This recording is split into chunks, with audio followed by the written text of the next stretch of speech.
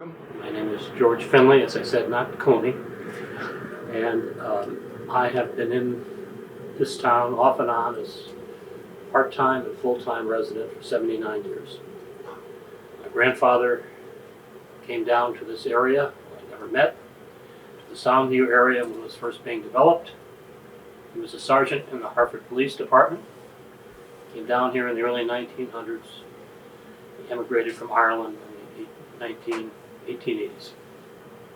He had 5 children, and over that period of time they purchased land for 4 houses at Soundview on Swan Avenue, more and down toward the beach.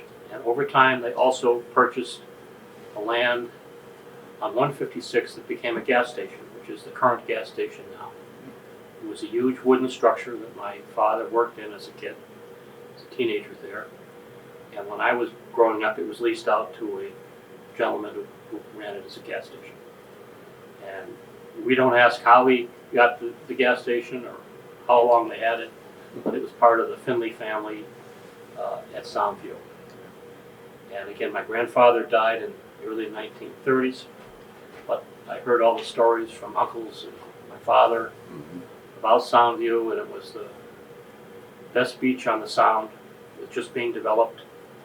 And obviously over the many years that I've been here, I got to know a little bit about the history of the beach, past and present. My father was my grandfather had 3 boys and 2 girls. My father was a surgeon at St. Francis Hospital. He started one of the early founders of the hospital. He was born in 1900.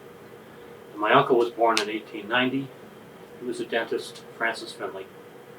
And I believe his son, who's much older than me, gave some historical information here to the Old Lyme Historical Society also. My father was born in 1900, but Soundview was their place to come to. He did not marry till he was 40 years old. My mother was his operating room nurse, 14 years younger, from St. Francis Hospital, so he was no dope. He came down here all the time to see his sisters. He took care of a lot of people. And my cousin told the story, I believe, to the Historical Society of my father coming here in 1938 after the hurricane, the Great New England Hurricane, to check on his sisters who were still down here at Soundview. He picked up my cousin Frank in high school in West Hartford, where he lived, and they drove down here, had to come through New Haven. They left at 4 in the afternoon, and they couldn't get down through any of the Route 9s. My father's license plate was GFMD, George Finley Medical Doctor, and because of that, I was told the truckers were able to move trees out of his way because they thought he was going on an emergency, which he kind of was. And he had to come through New Haven. And he came down, he got here at 6 in the morning, having left at 4 in the afternoon with my cousin. My father, there was a bar at this time at the end of Swan Avenue. It was called Doyle's. And it's where the particular bar is now. It's the same building. My father got down here at 6 in the morning. Everybody was okay. The place was in shambles, but everybody was not hurt. And I'm told by my cousin that my father went into the bar, was being fixed up, and the bartender, Dan Doyle, my father went up to him and says, "I'm not a drinking man," which he wasn't, "but I'd like a drink." This is after that many hours. These are the great stories that I hear about what happened during the 38 hurricane. Yeah. And then I heard all the stories about the gas station, him working in the gas station, and so forth and so on. My father was in World War I and World War II, although he didn't see active service. And my uncle was older than him, was in World War I and went up the river, the Thames River, and so forth and so on. So let me think. Let me time out. That might be my daughter. Can we take a time out? Yeah. Hello. Okay. Okay. Continuing on.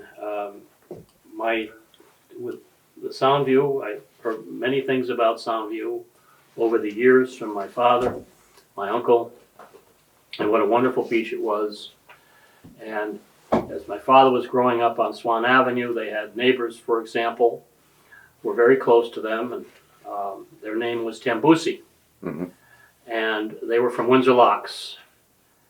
And Mrs. Tambusi became the first woman governor in the United States, Ella Grasso. And my father was very close to the Grassos. He actually, when he became a surgeon, I think treated the governor, Ella, from time to time. And they were very close growing up. I believe the Grasso, her husband and Ella, there was a movie theater in Old Colony that they actually ran, that I remember actually. That's how old I am. But my father was very close to Ella, and when he actually passed away, Ella came to his wake and funeral. So that's the story about Sound View. There's a lot of other stories I will get later on as I grew up and spent some time in Sound View. My dad, as I said, got married later in life at age 40, and after having several children, in 1945, he purchased a house at one of the adjoining beaches that was just starting out. There were some houses already there, but in some was an old farm, the Anderson Farm. It was became Old Lyme Shores. My father bought a waterfront house in 1945 for $8,000. I had to look that up but that was a lot of money in 1945. It sounds like it is now worth 1.5. Yeah, go figure. So my mother, she had 2 children at the time, and our summers were spent, even when don't remember, at Old Lyme Shores, and my dad generally stayed home and came down when he could, because he was a sole practitioner surgeon at St. Francis. And my life in the summers were spent at Old Lyme Shores. I'm very fortunate for that to happen. As I got older, I learned to swim, I learned to fish. I was very fortunate that I was given a boat by my father. I was the only boy. I had 4 sisters, so I wasn't completely normal. When I was 12 or 11 or 12, he gave me a boat, a 13-foot Penn Yan with a 15 horsepower Johnson. And I had had boats and been around boats up to that age. And I drove the boat down by myself, from East Hartford, Connecticut to Old Lyme, down the Connecticut River. Nobody else with me. If that happened today, they'd be calling DCF on my father. I can remember stopping in Deep River to fill up with gas. I didn't have any problem. I remember having a barge burger at some beautiful marina and seeing this huge sailboat and meeting a celebrity at that time. His name was Gary Moore. He had a big TV show, the Gary Moore Show. And I came down and had no problems getting to Old Lyme Shores, and we were able to drive it right up on the beach. So those were times when you were able to do more things than what goes on today. We did more things. We took responsibility and so forth. So I was very fortunate to be down there all the time at Old Lyme Shores every summer, and having a waterfront and making friends over the years. And as I got older, I got to know the people at the other beaches. We had athletic teams, and we played the other beaches mostly in softball because you didn't have enough land for hardball. And I had played hardball growing up, but I enjoyed playing softball, and we followed the tradition of the beaches. We formed our own teams. This was not being done by adults. We organized it ourselves. We scheduled the games with the other beaches. And those other beaches at the time included White Sand Beach, Hawks Nest Beach, Point of Woods, and Black Point. We went as far as there. And as I think about it now, as I'm going through this oral history that I'm involved with now, it was really a wonderful thing because you got to meet many, many people from other beaches, which are still friendly today. Garvin from Hawks Nest, the Kelly family, the Geary family from White Sand Beach, Jack Kelly from Point of Woods, and many, many people from Black Point. And so it was a camaraderie. It was competitive. We didn't like to lose, But you made great friendships at other beaches because we had this in common. We were all part-time people generally down here in Old Lyme. We kind of had to bond together. There was a feeling that we had that the town people didn't always like us, and I never really understood that. I used to say that we're like the Ewoks in Star Wars, the beach people. But as I've lived down here now for 23 years full time, I kind of understand it, where you have a quiet community and all of a sudden you have an influx of 6,000 people in the summer. So I do understand that part of it.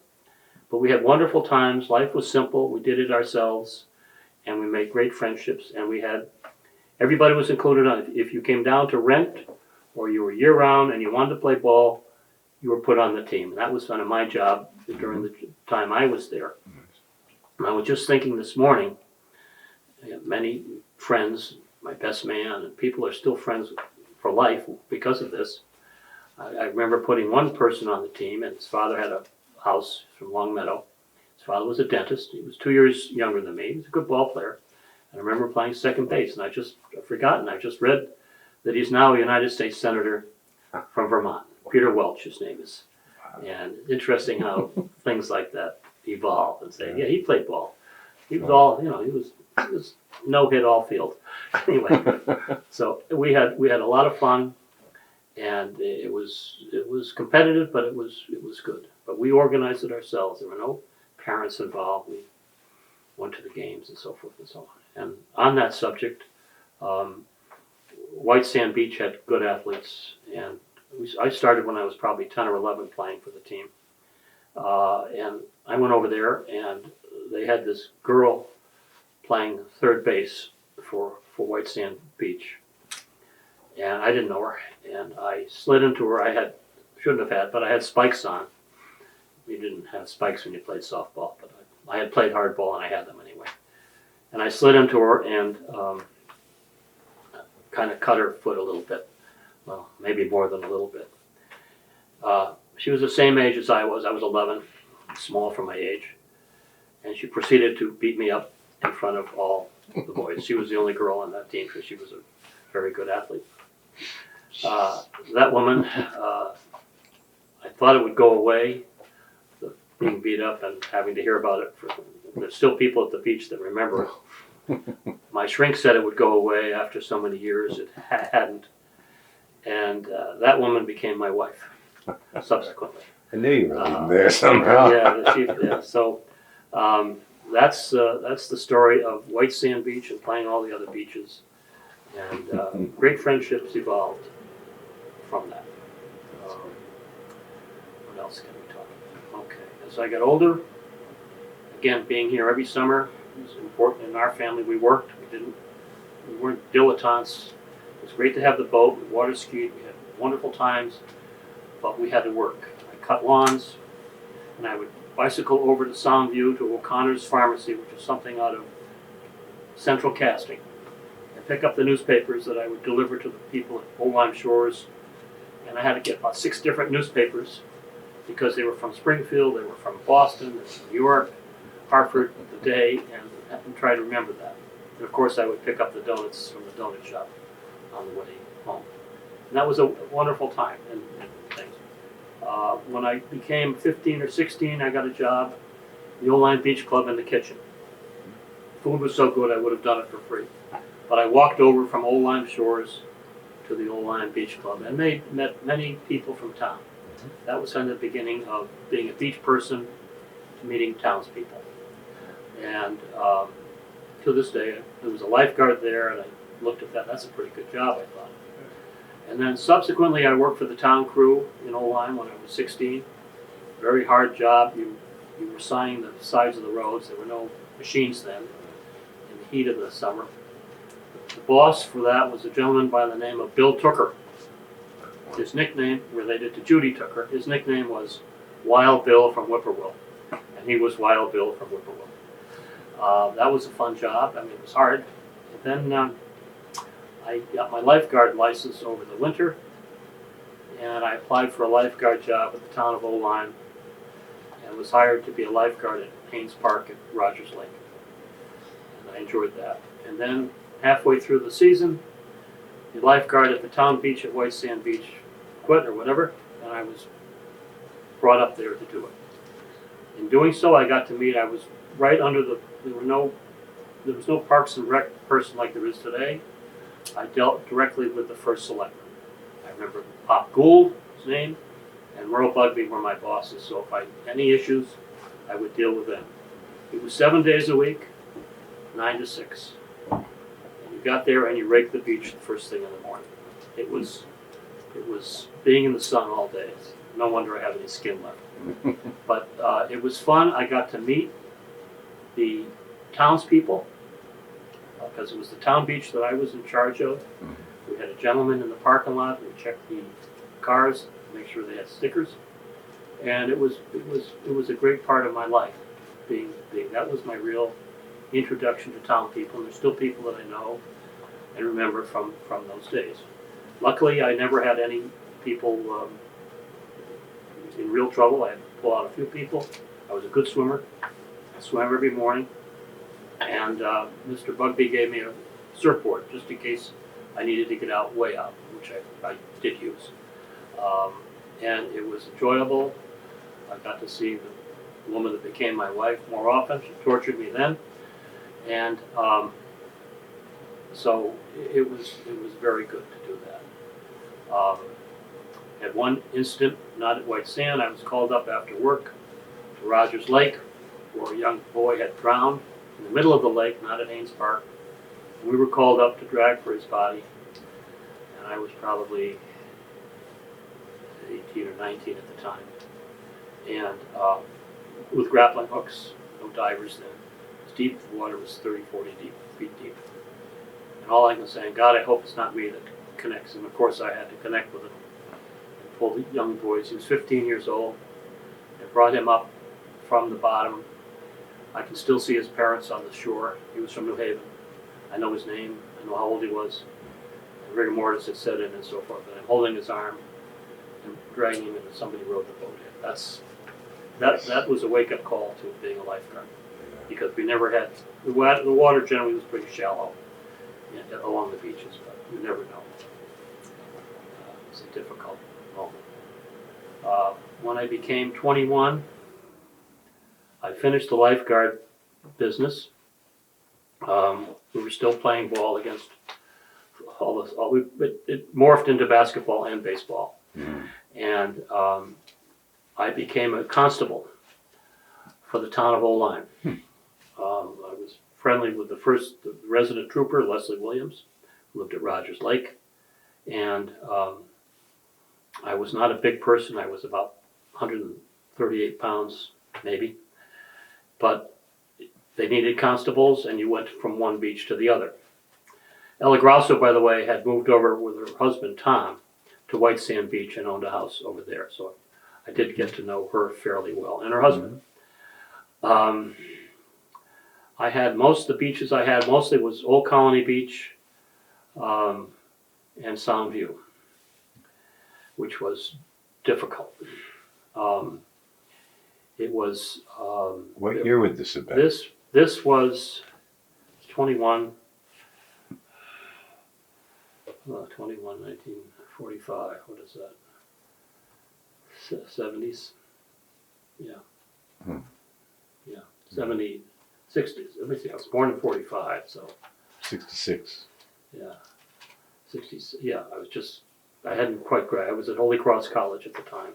This was a summer job. And it was fine, the $2.50 an hour. But most of the time it was okay. Having the Soundview beat was not easy.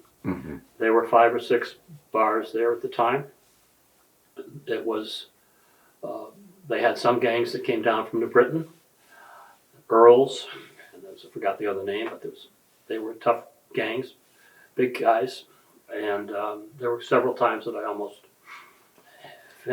finished me off when I give them a ticket on their car. That they didn't like that. But it was mostly the drinking drinking during the daytime at the Doyle's, at the Pavilion, which is now the Pavilion, the El Morocco. There was another bar up the street that was called where there's a bocce court now. Yeah. There was a bar there that they also had strippers in. Mhm. I miss Busty Hart, but I guess she was there. Sorry. Right. Sorry. You were looking for local color. Well, that was it. I missed that. Sorry, I missed it. But there were it was difficult doing it. I was Yeah. also I made extra money at the El Morocco by checking IDs. Mhm. And I had no trouble there because there was a boxer from Hartford whose family had a place down, a relationship at Soundview, and he was kind of the bouncer in there. He was one of the best boxers, probably one of the top 10 boxers ever. His name was Willie Pep. They just did a movie on him. And my dad had operated on him for something, and I don't think my father missed any of his fights either. That's how much Willie Pep was beloved in the Hartford area. So occasionally he would come out to the front, and he'd say to me, "Everything okay, Finn?" And I said, "Yes, Mr. Pep, thank you." So there was never any problem there with probably one of the best boxers of all time. And my other boxing story is, as a lifeguard, I got to meet, he was sitting on the beach, he was friendly with somebody from White Sand, visiting something, Rocky Marciano. So I had two, it's kind of interesting going back in time. This all came to light as soon as you asked me to do this. I said, yes, those are interesting times. Yeah. But, Wow. and the other thing is, growing up at Old Lyme Shores, my dad being a surgeon, people helped each other in those days. It was a community. If you needed help, you got it. The ambulance driver, his name was Cliff Bean, would come by if he had somebody who really needed help, would come to the house, my cottage, and my father would treat them. Unlike, that would never happen today. Right. My mother was the nurse. Anybody who was cut or anything like that, they came to our house. So I can remember once in the middle of the night, him bringing a fellow who was changing his tire in his car, and the thing fell on his arm and it was hanging off. My father got me up. I was sleeping in the back room downstairs, and I helped the guy, I held him, really, while I watched my father stitch up his arm on the dining room table. So this is stuff that went on then that would never happen today. But life was simpler then, but it was good. We had parades. The fire truck would come down. The ambulance would come down. Everybody would dress up in different uniforms. And we'd have fireworks on the beach. Not too many people got hurt, but it happened. And Soundview had a parade. We had a big parade. It was things that we still have, but it's things are quite different today. I'm trying to think if there's anything else to think about. Oh yes, I had a boat, a 13-foot boat, and I kept it over at the Black Hall Marina, which is smaller than what it is now. And I was over there one day. I don't know what year. I'm trying to figure that out. And a gentleman comes up to me and he says, "Son," and I had to pay for my own gas for the boat, "do you mind if I pay you to take me out to Great Island?" Now, Great Island, I know where it was because we used to water ski in between the channels there, which DEP wouldn't like today. And he said, "I want to pay for you. I'll pay for your gas and so forth and so on." I said, "Sure. What do you need?" He said, "Well, I'm going to bring some wood out there." So we had 2x4s and whatever, and we had to make a couple trips because it wasn't a big boat. And he was a fairly good-sized man, but very nice, and I was happy to get the money. And it was a quick trip to go out from the marina right there. So I made a couple trips out there, and he stayed out there. I don't know how he got back. He didn't ask me to pick him up. So I assumed somebody else came and got him. And this happened twice, another time he did it. And when he was finished, he gave me a bird book. And we know who that was. It was Roger Torrey Peterson. Of course, I don't have the book anymore. Just like I don't have my Ted Williams baseball signed. But that's what I remember about doing that. And of course, I knew every bit of that area. That's the other thing we knew. We knew the ins and outs of the Lieutenant River, how far you could go, the canals. Black Hall was different then than it is now because it's a big cut through it now. And we would also go out in the boat to Plum Gut, a bunch of boats, and when the submarines were out there diving in the 50s, 60s, that's where they would practice, out near Plum Gut. It was over 200 feet deep. and the smaller subs. And of course, they would yell at us when they came up because we were too close to them. But that's what we did. It was a bit of a sport. Today they'd arrest us. Occasionally we'd take a trip to Greenport. That was a big trip. Yeah, that's a long haul. That was a long, not so long now, but it was in a 13-foot boat. It was. Yeah, Going through Plum Gut was a challenge. But the boating was great. We'd go over and see friends at Black Point. And it opened up the whole shoreline for us as communities and groups because we had a lot in common.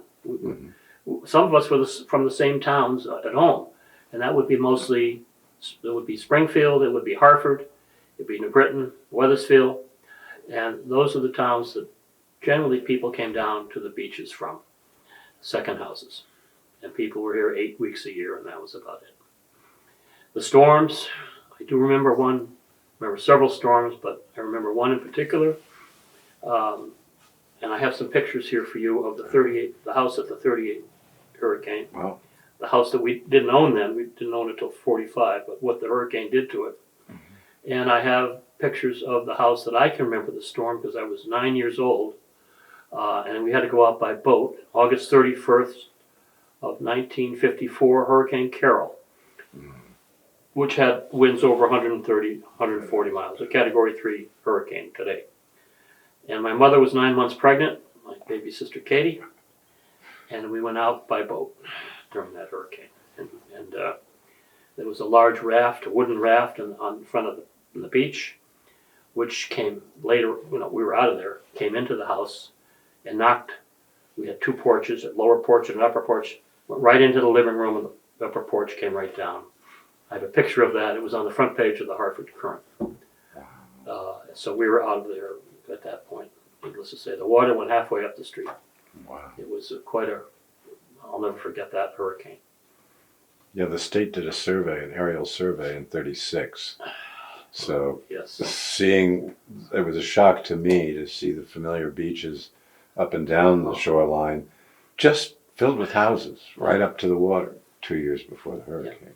Yeah, White Sand got hit very hard because the beaches were closer. Hawks Nest got hit hard. We had rocks. We didn't have a seawall, but we had rocks. But we got hit. Old Lyme. But in 38, they hadn't had that many houses there yet. Right. They were just developing that beach. James J. Smith he developed a lot of the beaches along the waterfront. So that's my storm stories. My dad obviously was 38. And obviously Sandy I was here for. We winterized, my wife and I married, and I owned the house here. I supported the house for my mother. And then I purchased the house for us in the 90s. And we decided to come down here and be year-round residents when I retired. And we winterized the house as best we could. And we're here from the year 2000. My wife's house is still at White Sand Beach overlooking the ballpark over there. It was the Kelly house. She was a Kelly. And her grandfather built the house in 1930. And again, the families that stay here. And her cousin Peter Kelly owned a house down at Howard Beach. It's a big stone thing. And that side of the family were down there. So a lot of these beaches, not just one member of a family, it was a community family. My cousin Francis Finley Frank Finley still lives behind me at Old Lyme Shores. So it was a community beach that way. Sandy was difficult. It hit us pretty hard, even though we had winterized but I had flood insurance for the first time, and $120,000 later, the damage that it caused with Sandy. But Carol would have been much worse from what the damage. Interesting. By far. I'm trying to think of anything else. Okay. Excuse me. Hajatari.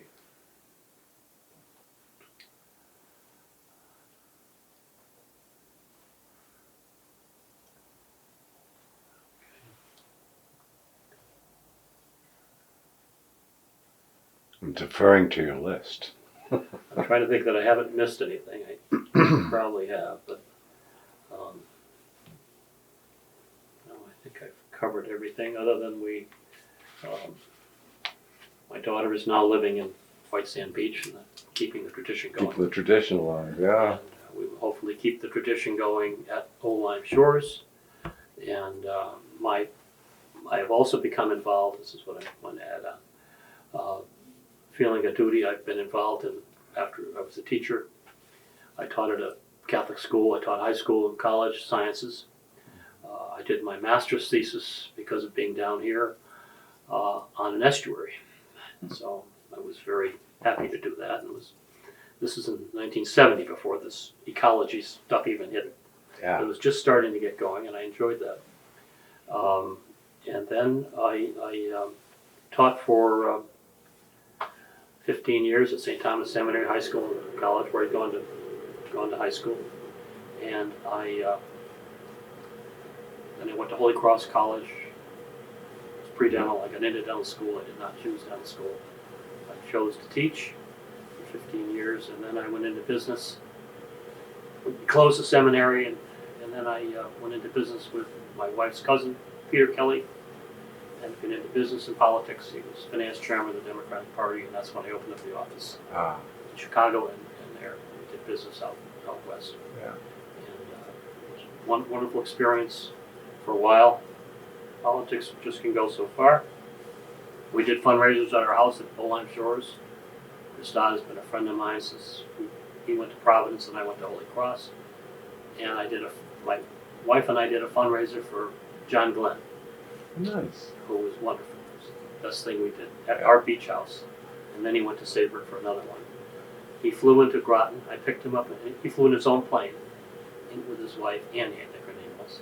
He flew into Groton. I picked him up, came to the house. He spent time with Mary. Of course, she's doing all the work, the food, the liquor, and everything else. We had a nice crowd there. And then drove him to Saybrook, and then I drove him back he flew home himself. Lovely. I've met a lot of politicians, and he's still number one in my book. Yeah, he had a sort of a different background, let's just say, than many politicians. So. Yeah, he was the real. When they say he was the real deal, yeah, John Glenn was the real deal. Yeah. And he sent me a beautiful picture signed, and I came across a note the other day that he sent to my wife Mary, because he knew she did all the work for this event, which she was used to. But he was one of the best. Yeah. And then. Well, that's interesting. I was wondering, when we've met before and you talk about politics, you talk with an ease and authority that only comes from direct experience. And I was wondering how that fit in with your career as a teacher it was really through my wife's cousin Peter, who was Howard Beach. He's older, married a woman from Old Lyme. Roach, last name is Roach, Susan Roach. And that's how a lot of the romances occurred down here. And he was part of a big law firm in Hartford, but we were friends for many years. When they closed the school, I had his kids in school, and he said, "Listen, I'm in business. I'm finance chairman of the Democratic Party. Started with Jimmy Carter, but I need somebody to pick up the pieces and do some work for me, and I think you'd be perfect." So we started a business. I had a commercial real estate license. I sold a bunch of property in Hartford to survive. I owned a restaurant in Hartford. We did a lot of things too. It was called JP's, Good Times Parlor. It was a singing waiters and waitresses. Oh, great. My wife did all the auditioning for the kids from Hart School of Music and the Morgans. They were an Irish band. It was fun. But every Irishman has to get that out of the system. But the political thing was interesting for a while. It get jaded after a while. I ran Gore's campaign here in Connecticut when he ran for president. He stayed at our house in West Hartford with his dad, Senator Gore, who my wife liked better. But it was fun for a while. It did. And then I was able to educate my children, but we still maintained our presence here in Old Lyme, and decided, because we both had a presence here, my wife and I, that we wanted to move down here year-round. So we winterized it, and we were here since the year 2000, plus or minus. And my wife passed away a year and a half ago, so we had a wonderful time down here. So But my the involvement beach in the communities, town, yeah. the beach communities population has increased, you think? I mean, the town was really small Yes. when the beaches were beginning. It was, in fact, at its nadir, I think. I It think had like total 900 I think so. something. Our beach is about the Full-time. same. We haven't added any houses. We Yeah. have 192 houses, but and some houses are very densely, beaches are very densely populated. Yeah. But I would say probably so, more people, but more year-round people than seasonal. Well, I would that's say. a change That's for a sure. change Yeah. for sure.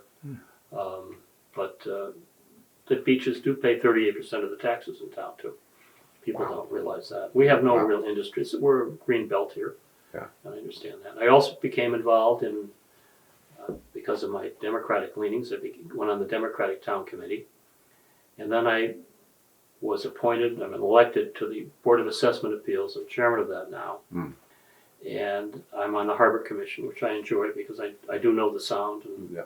I do know the area very well from many, many years of being on the Sound and being on the water.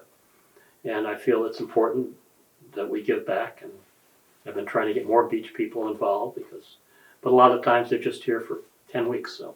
Yeah. Um, Great Island seems to have changed dramatically over the years. It seems like it's changed its shape. It no longer has any structures on it, except unless you count Roger Tory Peterson's yes, that was it. osprey nests. Yes, it has. Well, there was a huge storm that went through Grizzle Point. Yeah, that was And 15 years ago or yes, something. and 14. so the new opening there changed things, but the estuaries are changing. The water's changing. I see it. I've been down here 79 years. Mhm. Is the tide rising? Yes, but I think thank God for the estuaries because they absorb a lot of the water and flooding and so forth that we have, and there's something certainly to be in my mind to be preserved as much as they can. I do worry about the beaches. I'm involved with having the sand removed from our beach. We get a tremendous amount of sand. Believe it or not, they put jetties in years ago because it was just a farm and all there was on the beach were rocks. So in the 40s they put these jetties in and it brought the sand in. That's what jetties that go up far enough do. And we've had so much sand come in the last few years, not just with Sandy, but just because we get it and we give it, we don't sell it. They pay for it to other beaches that need it. Hawks Nest loses a lot of the sand, so we probably get their sand. Yeah. And I tell Mr. Garvin to take good care of it because we're going to get it back. But he pays to have it removed, and we're going to do that again this year. We have much more sand, and that affects the flooding at our beach too. So we're happy to do it. We get a permit from the DEP to do that. Yeah. Certain times we can do it, and certain times we can't due to the horseshoe crabs and so forth. Because they're an important resource and you don't want to mess with them. Well, we've had issues with deep over that, but yeah, but it's been, we get it, we deal in good humor and have fun. I told a woman who was going to come down and somebody did something earlier than they should have. It wasn't their fault, but it happened. And the enforcement woman, boy knew, said, well, I'm going to have to fine you $100,000 at the beach. I said, well, that's stiff. And I said, well, we'll do this and we'll do that. And finally, we smoothed everything over and said, okay. And we got the permit, which we have to clean the beach. We get more seaweed than any other beach based on where we are. And the last few years, the logs that have come down the Connecticut River.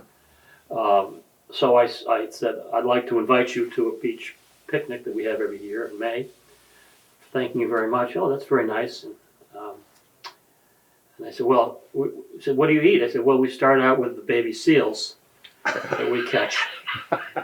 And then we have the eggs from the crabs. And I said, this was very funny. And I said, when you have the baby seals, a little fatty on the grill, I said, and you put them over the eggs, they're to die for, I said.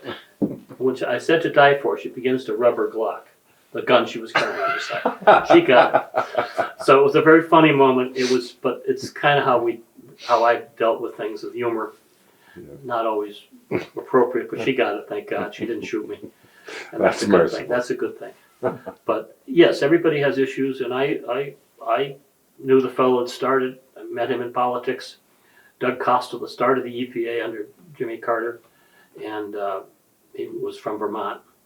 And I'm all for what they do, but they just have to be reasonable sometimes. So that's all. It's difficult what they have to do. I understand that. Yeah, it seems that every person's got a mission, either statutory or personal, and so there are a lot of competing missions to navigate. Basically, it comes down. It's all about me. Kind of Essentially, what you're saying. Yeah, Yes. sometimes. And that's what's changed. Ah. I can see growing up with a community, they all worked together. They had to. They hadn't been over. Many people hadn't been over in this country that long. They were quasi-immigrants. The town was different then, but we got along and we stuck together as beaches because we had to. And that's changed somewhat, but that's a big sociological problem that I can't deal with at this point. I get the impression from talking to some other people that there's kind of a core of people in the beaches that are second and third generation beach people of that beach. Yes. And then there's others who are just sort of come and go. Do you think that core group is still fairly solid in all the beaches, or is it different from one beach I think to it's another? waning. It is waning. Just by virtue of deaths and expensive keeping the beaches. The taxes aren't high, but the prices, the value of the houses is, as I said, my house has gone from what it was at 45 to 8,000, being worth $1.4 million, $1.5 million. I know that because I'm chairman of the Board of Assessment Appeals, and I've seen where these prices are going. And while the taxes are low in town relative to other towns, the value of the houses are high, and for somebody that uses a house 10 weeks a year, that's $20,000 is a big nut. So yes, but I think that the old guard is waning to a point. Interesting. And the huge market value is something that's kind of killing farms too, because the children of the farmers can't support it. Yeah. They can't basically. And New York. Well, they can't say no when someone comes offering them millions. No, New York, a lot of New York people. Not that I'm against New York people are coming in. They see the value here versus where the Hamptons or other beaches that they could have. But, it's the sociological element of the beaches are changing. I guess that's a natural thing. But, the town has been wonderful to us, and it's a wonderful town to live in. I have grandchildren now in the school system, which is wonderful, and I'm happy to volunteer in this town because I've met over the years many people from the town, yourself, for example, and other people that have been wonderful. So I understand I get a better understanding of where they're coming from, as opposed to just the beat point of view. Yeah, that's all. But time will tell us. The things they be a changing. The tides, the storms. It's real. Yeah, that does seem true. It's a slow change, but noticeable. I don't think it'll be in my lifetime, but it's coming. Yeah, that will be the next really big shock. Yes. So. But we have a bit of padding in the estuaries, as you say. They do. The marshlands and things Very important.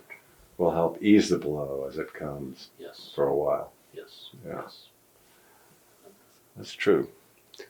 Well, thank you very much. Thank you. I've enjoyed. I appreciate you. I've enjoyed giving you my perspective. I hope I didn't forget too much, but I think I've covered everything I needed to cover, and I've read Jim Lampos's book and McKella's book on the beaches, and it's wonderful. And I give it as Christmas gifts to people because it's important for them to understand the history of how these beaches, especially the newer people you just talked about who come in, have no idea of the history of the beaches, and that's important. Yeah.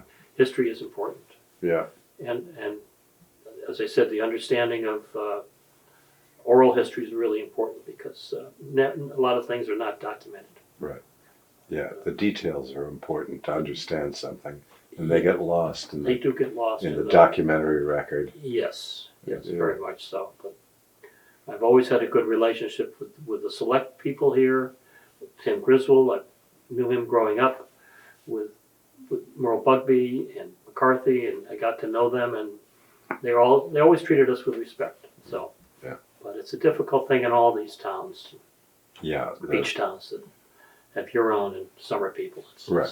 It's Well, it must have been more shocking for them in the days gone by, in the earliest days, I think, Yes. because A, they were so rural, and B, the town was down to like 900 people. Right. And there were probably almost as many people who came to the beaches in the summer. probably more. You know? So Probably more. Yes. today it's, with a year-round population of nearly 8,000, the beaches are apart. They're not overwhelming. And there used to be a train that came from Hartford down to Soundview, to the Cross Lane area, I believe. Yep. My dad had a job of bringing the bags for the people from Hartford who would come down to Soundview, and he would bring their baggage to the houses. That was another one of his jobs besides working at the garage in the summer. Mm-hmm. Wow. And he loved the beach and loved. Well, this is a family history from 1900s on. Yeah, that's great. So thank you very much. Thank you. Thank you. Thanks, guys. Thanks, Mark. Thank you.